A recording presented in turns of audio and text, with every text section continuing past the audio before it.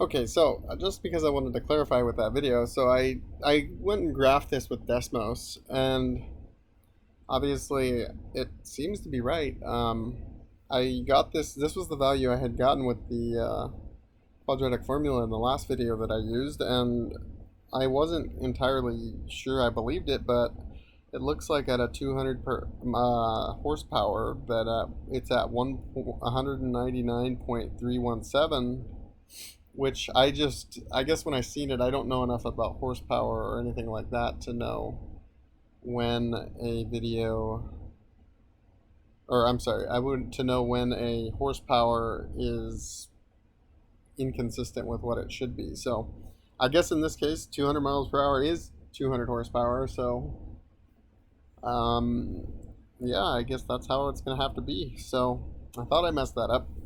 We'll do one more example because I want to do the team one. And so we'll do this one and then we'll move on to another section.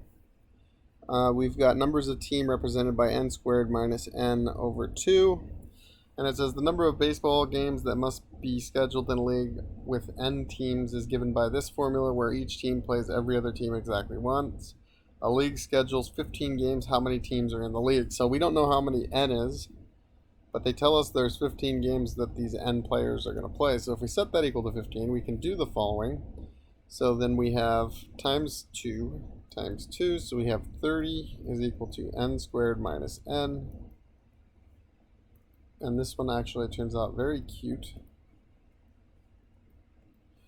And so if you do your little x thing, we have negative 30, you have negative 1, well, that's 5 and 6, negative 6, so n minus 6, n plus 5,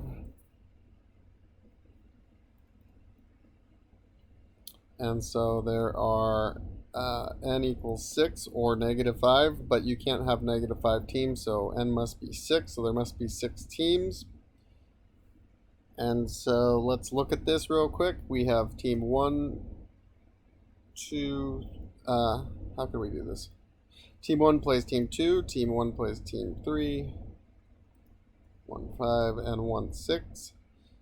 Then we have 2, 3, 2, 4, 2, 5, 2, 6, 3, 4, 3, 5, 3, 6.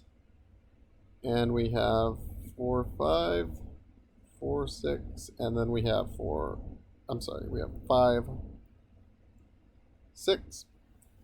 And so if you count these, there should be 15 of them. That would be the number of games. So this is 1, 2, 3, 4, 5. 1, 2, 3, 4, that's 9. 1, 2, 3, that's 12. And then 3 more, that is 15. And you can see this is the sample space. This is the mathematical algebraic way of doing it, that our answer is correct. So there's more than one way you can do some of these guys. Just know that if you're looking at a max or min, you're looking at either the x value for the vertex or the y value for the vertex. So you're going to use the x equals negative b over 2a formula for those, where it's max or min.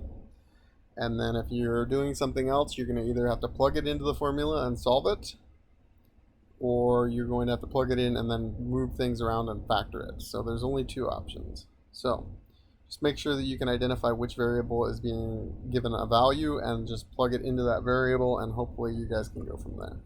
Thank you guys for watching. Let's move on to another topic.